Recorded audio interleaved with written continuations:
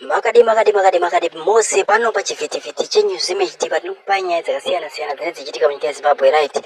Zvinhu zvinenge zvisina kumira zvakanaka mukaona tichiuya panapa tichitaura nyaya dzakasiyana siyana dzakafanana nedzo dzatiri tichiudzai tichizama kunge tichionesana nekuti zvinhu zvisina kumira zvakanaka. That's why muchitiona zuva nezuva tichiuya tichiposta tichitaura nyaya dzatiri tichitaura panapa right. Musoro wenyaya ari kutaura kuti Comrade Robert Gabriel Mugabe vakatotaurawo pavakasungwa pavakarohwa kuuye vakatotaurawo vakati Emmerson Mnangagwa zvaari atora nyika arifana kuavoida kuti coup isaitike right. Chinhu chada kuti tionesane ndechekudai so Emmerson chero akatraya kuspina kana akatraya kujamba kana akatraya kuda kuratidza masimba kana akaisa zvimota zvaari kuisa murodhi zvese zvemapurisa izvi. Chinhu chatiri kuudzai mhuri yeZimbabwe ndechekuti musatye because vanhu vese ivavo vari kufamba nezvimota izvozvo murodhi imomo vachiita sekunge vari kuvhundutsira vari kutodawo shanduko vanhu ivavavo. Moment yamuchapinda murodhi vanhu ivavo vanogona kusatonetsana nemifuti vakatotera against futi Emmerson yeye. Saka Emmerson Mnangagwa ari padhuze kuita Nebukadnezar ndo yatatarisana nayo. So chinhu chada kuzivisa ndechekuti Team Geza yakatosimba. Team Geza ise fake kana kuti chi kana musati mamboona vanhu vasingasungiki ndo Team Geza makavaona vachimusunga here vakatadza but arimo muZimbabwe imomo haana kuhanda arimo wandomuziva kuti ari apa. Musanyeperwe kunzi akahwanda ari mubako ari kudi hapana mbako mari dai vaida kumubata mubako macho vaingonomubata.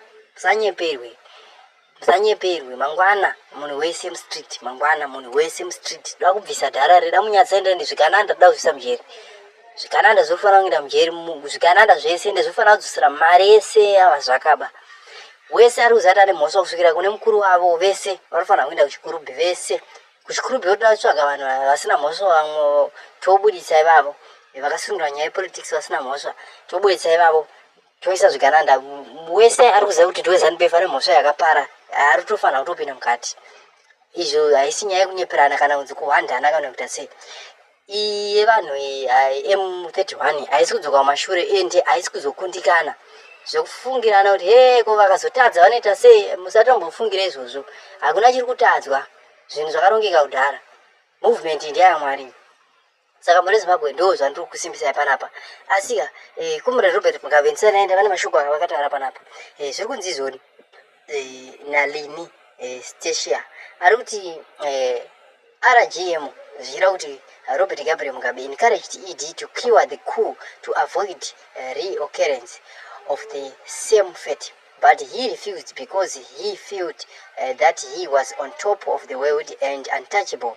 A tree cannot make a forest no matter how big is it.